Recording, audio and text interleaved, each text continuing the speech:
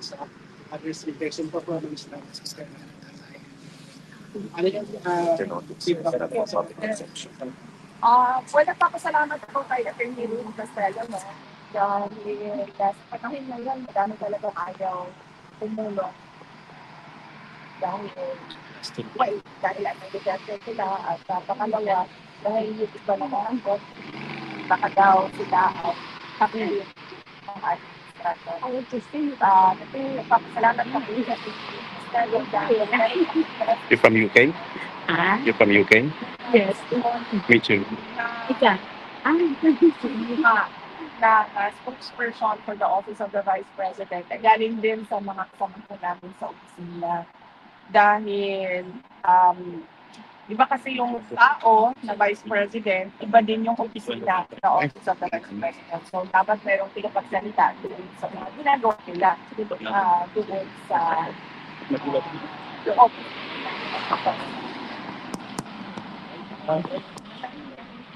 May mga taong bayan na iba sa PRD sa lahat. Nandun pala kayo, sir, sa taas? Paano ito ba sa Nagpangag kasi.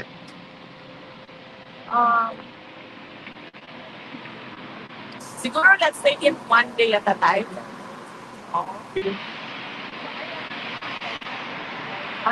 Sa kaso, based on the findings sa jurisdiction. At in the meantime, pabigyan ko siya ng interim release habang nagtatalo yung mga abogado at prosecutor dyan sa loob ng korte. Pabigyan siya ng interim release dahil sa edad niya at dahil sa kanyang kalusugan. So, hindi ko talaga siya mabigyan ng definitive timeline. Hindi ko lang alam kung kaya masagot ng abogado kung merong definitive timeline at kung gaano kataas yung chances na makauwi si dating Pangulong Duterte sa Davao City. So, sinabihan ko na rin si Atty. Kaufman na kung pwede, he makes himself available sa media para masagot yung mga tanong ng mga kababayan natin at mga supporters ng dating Pangulong. Even sa ability ni PRD ba?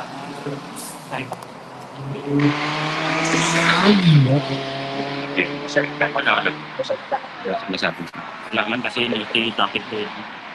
Ano yung sasabi mo? Yung isa nyo lang yung buhok, yung padina ba o hindi?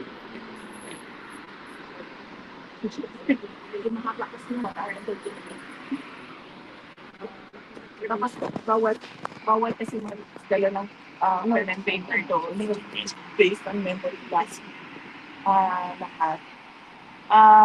Well, yun. Try ko rin naman doon napag-usapan ko. Ano niya, parang message na about life. Kasi interesting. Very philosophical.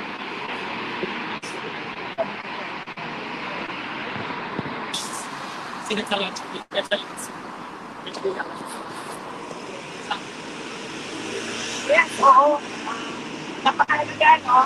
Dahil napakahalaga na yung mga tao, alam nila kung ano yung mga posibleng kalamidad na sa lugar nila. Tulad ng pagbaha, or kung merong malapit na bulkan sa kanila, mga earthquake o pagsapot ng bulkan. At syempre bagyo, mayroong mga areas na mas madalas ang bagyo sa atin doon sa Pilipinas. Yung mga pagbaha dahil sa pag-overflow ng kanilang mga drainage at kanilang mga sapa. Ilog. So, yun, dapat kailangan lahat ng bahay, alam nila kung ano yung mga posibleng kalamidad na kakaharapin nila. Tapos, nakahanda din yun kung ano yung gagawin nila dapat pagdating ngayon sa emergency padatingan. Tapos, kailangan din na napapag-usapan ng mga lahat na nasa loob ng bahay kung ano ba yung kanya-kanya inuot at ano yung gagawin. At mahalaga din na nagpapula yung kanilang emergency pag-umbang na tinatawag na para pag nandyan na yung emergency, hilain na lang nila yung bill bag at secure sila about 3 to 5 days gamit yung go bag nila. At yung Office of the Vice President, nandiyan pa rin yung Disaster Operations Center namin. Ito yung in-institutionalize namin sa loob ng OVP. Isa na talaga siyang center kung saan meron talagang mga tao na nakatutok sa mga emergencies and calamities na naka-devolve din yung iba doon sa mga satellite offices namin sa iba't ibang probinsya para mas mabilis yung galaw nila. Yun nga lang, limited kami sa budget namin sa pamimigay ng disaster kit at tulong. Kaya yung mga iba, meron tayong mga kababayan at gusto tumulong. Sinasabihan namin sila na kung pwede, i-direction na lang nila doon sa local government unit at sa local disaster council kung saan sila gustong tumulong. So, disaster prone talaga ang Pilipinas. Kaya dapat din talaga malaki yung budget natin sa disaster risk reduction and mitigation, preparedness, and response. Hindi. Kasi the other legal Well, I do not know. Kasi Nasa hik, alam pa, no? Ay, ma. Totoo ba yung sabi nila na may Philippines yung deposit mo na mayroon na 20%. tax? Totoo ba yun? Yes. bill ka ba siya? It's a law already. Batas na siya. Atas na siya. So, kung ano niyo po, Ano siya, yung capital, yung interest na ang Interest. Interest, 20%. so wala ka nag-interest bali. Tapos na. Basta sa Ma'am, last question ng community. Last question from the community. It's up to you to answer the question. I don't know if you have seen the presented document for September for the defense. If so, is it possible to share what is your opinion on the presented documents, the position of our defense? yung sa confirmation ng charges wala po ako bang access sa documents ng documents. As I sinabi ko po kanina, sinabihan ko namin si Atty. sa Philippine media. In fact, not just sa Philippine media, sa lahat ng media outlets interested na magtanong tungkol sa kaso ni dating Pangulong Duterte. Thank you very much. Punta. Sabi ko, kahit walang pumunta, ay magre-rally pa rin kami. Kahit walang makikinig sa amin, magsasalita pa rin kami. Wala kaming pakialam kung may tao or walang tao na darating, magsasalita pa rin kami sa ginawa ng BBM administration at ng ICC at kung ano yung ginagawa sa kaso niya at sa kanya. At ang sabi niya, well, that is, hindi thoughtful ang term na ginamit niya kanina. Pero ang message is, well, that is thoughtful. Yun yung, pero hindi thoughtful ang ginamit niya na term. Kalimutan ko lang. So yun. Next week, VP, may bisita pa rin kayo? Next week? Opo. Meron pa rin. Monday, Tuesday, Wednesday. Monday, Tuesday ako and then Wednesday si Manila. Ma'am, may nagpapatanong po dito. Ano daw po ang reaksyon nyo na naging third nominee po ng Tingog Party List, yung asawa po ni Romualdez. At tatlo na po sila sa Congress. Anak niya, asawa, tapos si Romualdez. That is a question best answered by other party lists, no? Dahil sila yung merong interest sa ganyan, dahil sila yung merong mga nominees, 1, 2, 3 nominees, no? So, merong iba dyan ng mga party lists na maybe inalaw or hindi inalaw ang kanilang mga nominees. Kaya sila yung mas karapat dapat na mag-question about sa pag pag-appoint ng isang member ng party list to the seats. You know. Ma'am, how do you assess PRD? I mean, few days bago aalis na naman kayo, how do you assess him by and large? Okay naman siya. Paniwala ko kung pwede lang siya umattend bukas, atin yun bukas. Yeah, okay lang siya. Oh. Nakakakain na siya. Hindi ko siya tinanong pero tinanong ko yung guard na kasama ko kanina na nag-escort sa akin palabas. Tinanong ko siya kung actually yan na lang yung tanong ko sa kanila lagi pag lumalabas ako, pwede bang magdala ng pagkain para sa kanya kasi alam ko sigurado ako, hindi lang niya binabanggit na miss talaga yung kanang munggus ba? Munggus, inunola. At nagsabi na naman ulit na hindi daw pwede. Pero sige lang, tulad ng paggagawa ng rally kahit walang tao, ako mapapagod na mag-uusap kung pwede ba magdala ng pagkain. Baka dumating ang isang araw na magsabi na sila na ako, sige, magdala ng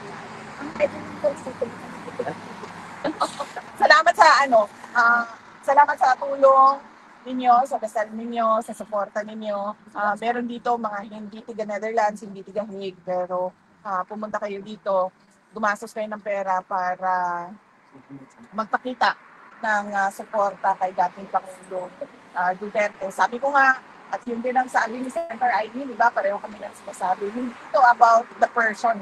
This is not about President Rodrigo Roa Duterte. This is about a Filipino that was illegally taken from his country and brought to another country for detention. Ano yung mga Sure. Oo. Nagsabi siya bawal daw sa mga lawyers na pag-release o kumuha man lang ng picture na kanilang clients at pag ginawa niya daw yun ay baka din siya as lawyer. Mansaran, things a question as a human being. Where do you get your strength to keep going every single day with all these issues and all these problems? What keeps going as a person? Miss Universe. That is one matter as well that we discussed earlier, but not about the strength to go on. It was about life and death. And then I told him, because he was somehow last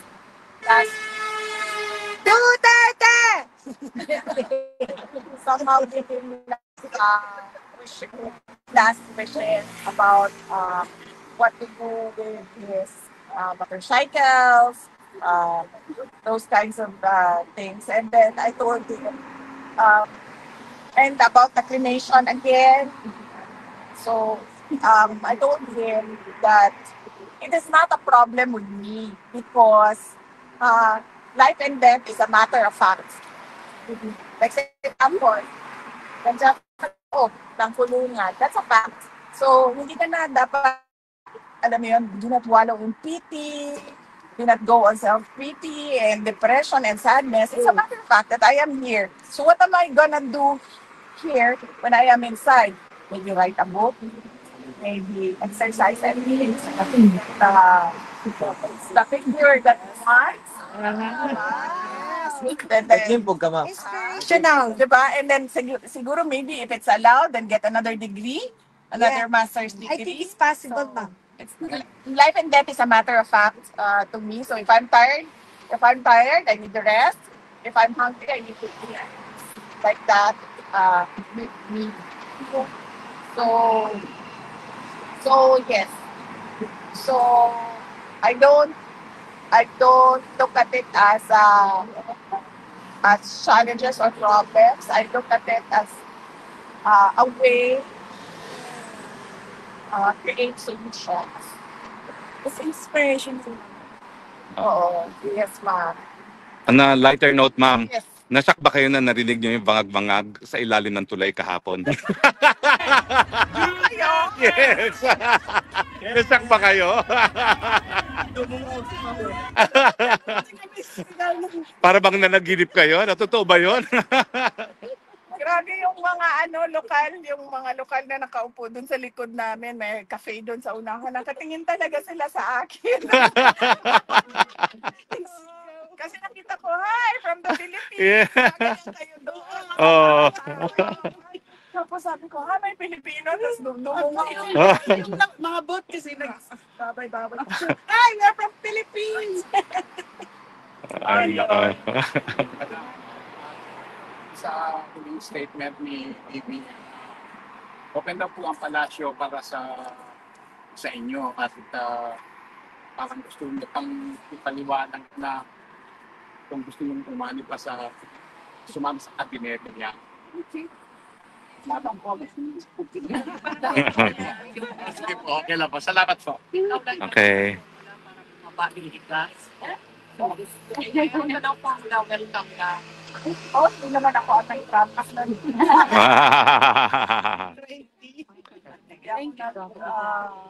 promise nung 20 na bigaran. Okay. Okay. Do we have first-timers? First-timers?